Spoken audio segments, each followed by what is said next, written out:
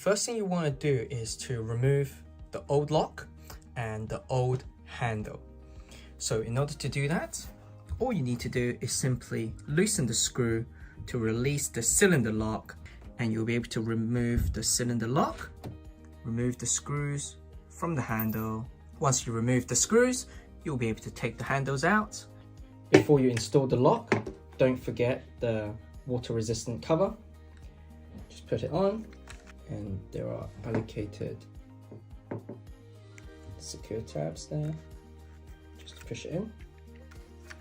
There you go. You can adjust the handle direction by removing this screw. So take the Allen key. Once that's loose, notice that you can now remove the handle. All you need to do is turn it 180 degrees and slot it just right back.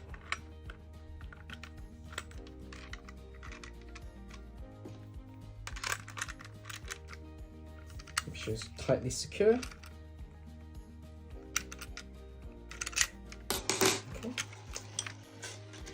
And you should now have changed the direction of the smart lock. Next,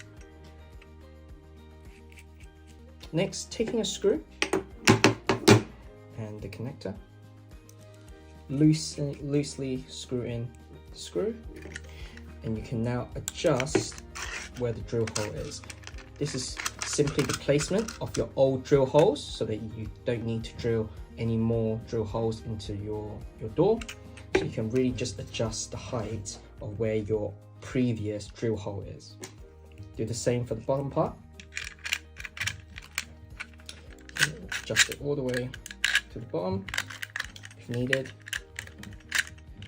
It is a little stiff, but you can move it all the way to the bottom. If you change the direction of the handle, you'll need to change the direction of the handle with the other side, with the other half of the lock as well. Once the handle is loose, all you need to do is rotate it 180 degrees, reattach, and tighten the screw.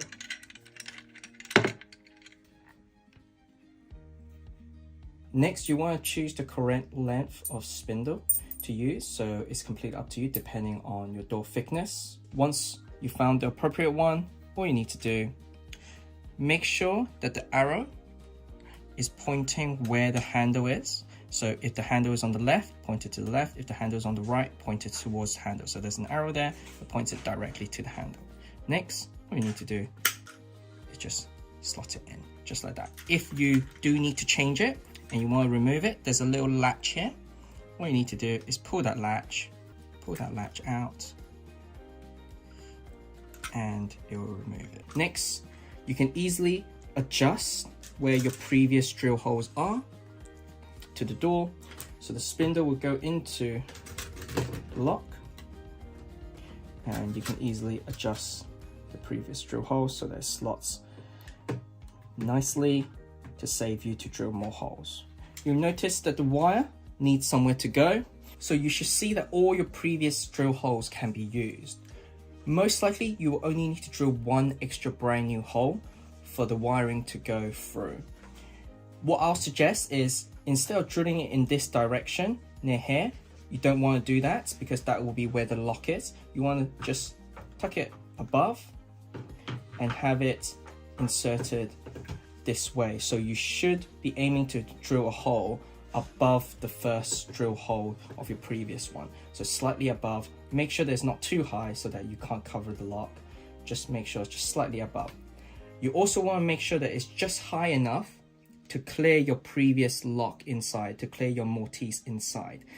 Right now, most likely what you'll see on your door is 2 previous drill holes. We will reuse these drill holes. Do note that for some doors, you might have 2 spindle slots.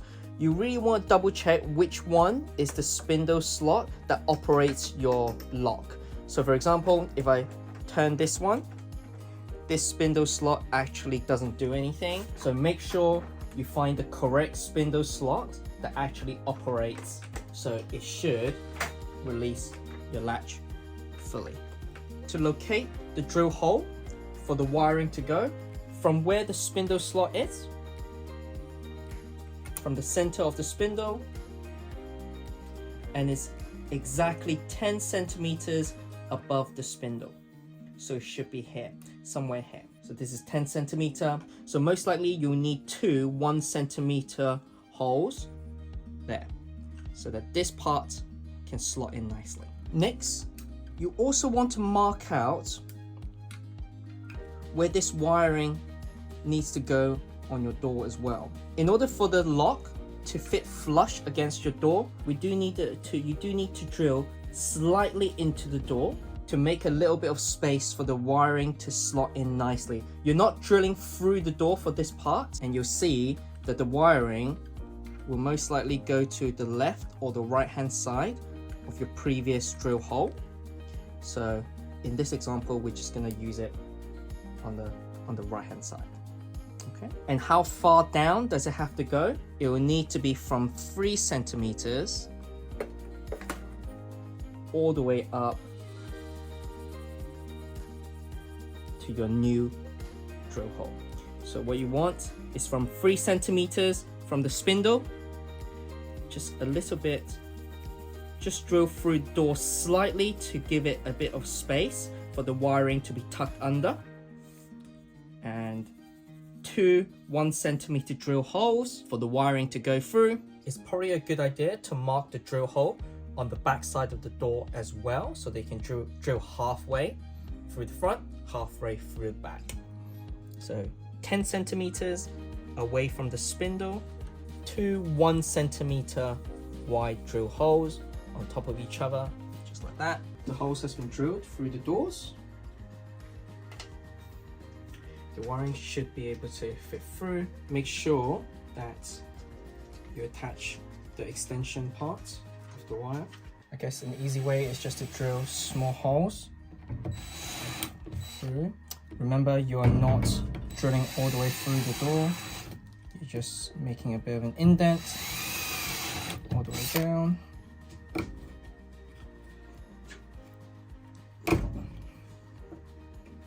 And what it should look like is something like this, a big enough hole for the wiring to go through. We've got a bit of space for the wiring to be tucked under. Thread the wire through.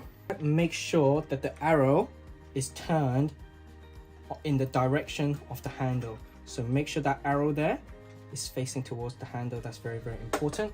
There you go. Fully flush against the door so that water cannot get in. To attach the back end of the lock, release the screw. The screw should go inside towards the lock. What that would do is that would just release it. Okay, just like that. Just to double check, the spindle shouldn't poke up more than that. If the spindle is poking out just too much from the door, just make sure you change the spindle. If it's too long, it wouldn't work. Attach this. Make sure that this stays inside the door. Attach the handle to the spindle. Okay, everything should fit flush against it. You've got 2 lengths of screws. Select the correct appropriate screw size.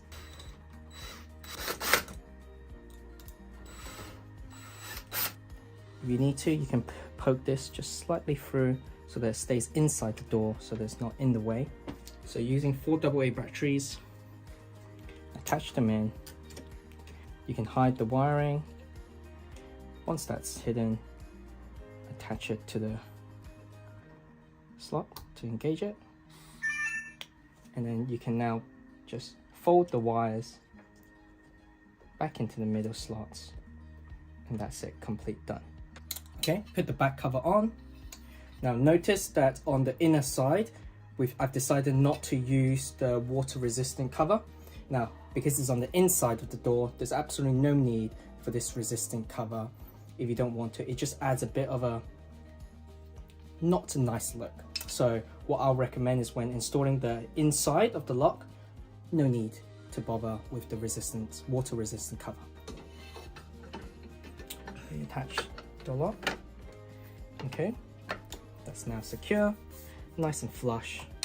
And then now all you need to do is to release the screw out, so you're not you're not getting the screw in, so you're trying to just release the screw outwards. It doesn't take that much force, just so that the screw goes outwards so that it locks in this plate. So the screw, if you want to release it, screw in the screw and you'll be able to then release the cover. So the lock is now in testing mode. So any fingerprint will engage the lock.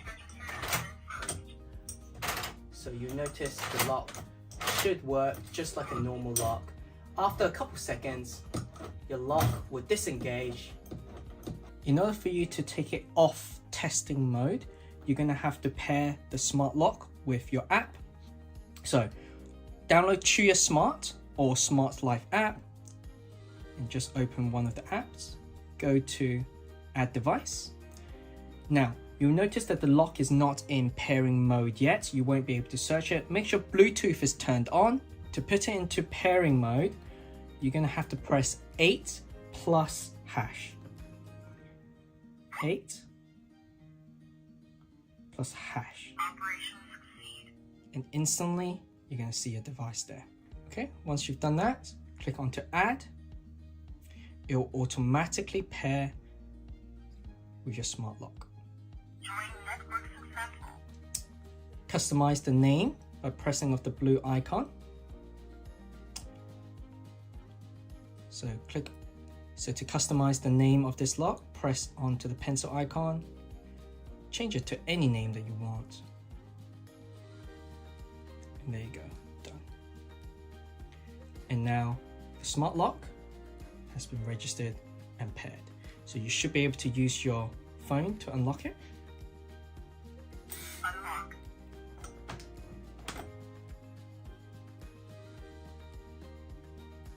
And it will automatically lock. Next, what you probably want to do is to add a fingerprint. So click onto Set at the bottom. Go to Fingerprint Management at the top there. Add fingerprint. And you can select a user, or you can add a brand new user. Start collecting. Okay, so simply input your fingerprint. Lift up. Lift up.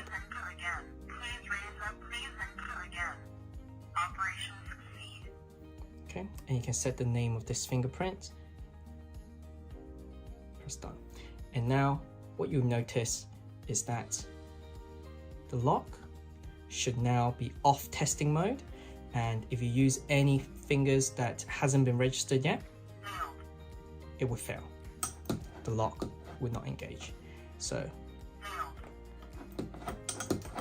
next, it might be a good idea to also set a passcode.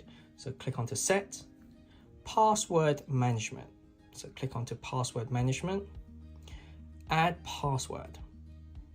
Again, select your user, and you can now enter a 6 to 8 digit password. So you can add any password here, just any password, 1 2 3 8 5 6, for example. Click on to confirm. Once you've confirmed, password name, you can just call it any name that you want for this password. Save. Operation succeed. So now what you'll notice is that your code should now work. So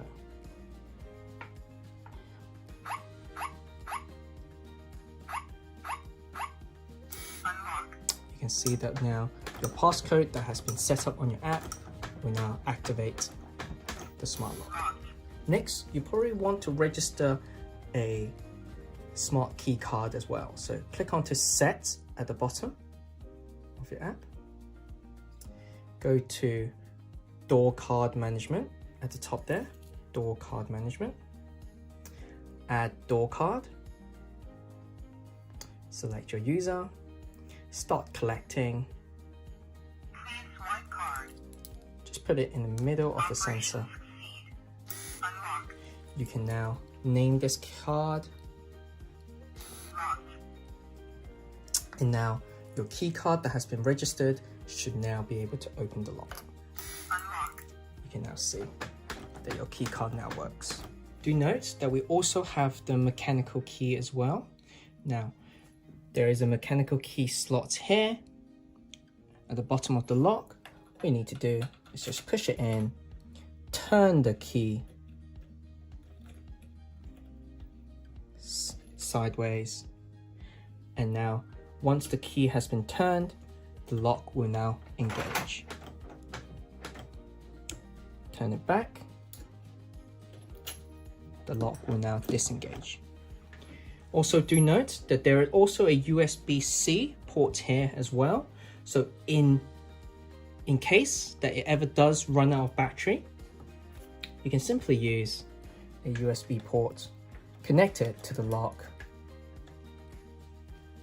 turn it on, and it will power the lock and you'll be able to engage it. The lock does come with a low battery reminder, so every single time when the battery is low, there will be a prompt to say that please change your batteries. Now, it is important to note that once a lock has been paired to one account, there is no way for you to pair with this lock again with a different account. So if you want to share your smart lock with family members, there will be a separate video to show you how to manage your family management settings. If you want to reset the lock, the only way that you can do that is through your app and through the account that you have paired the lock with. So go to the pencil icon at the top and you can go to remove device. Once you click onto remove device, disconnect and wipe data, you will then do a factory reset. Confirm. Initialization succeed. And you'll notice instantly the lock will reset. And now it'll go back to testing phase. So all the previously registered fingerprints and password and keycard will no longer work, and any finger. Test mode. Please register admin first. And that's it completed. Your lock has now been resetted.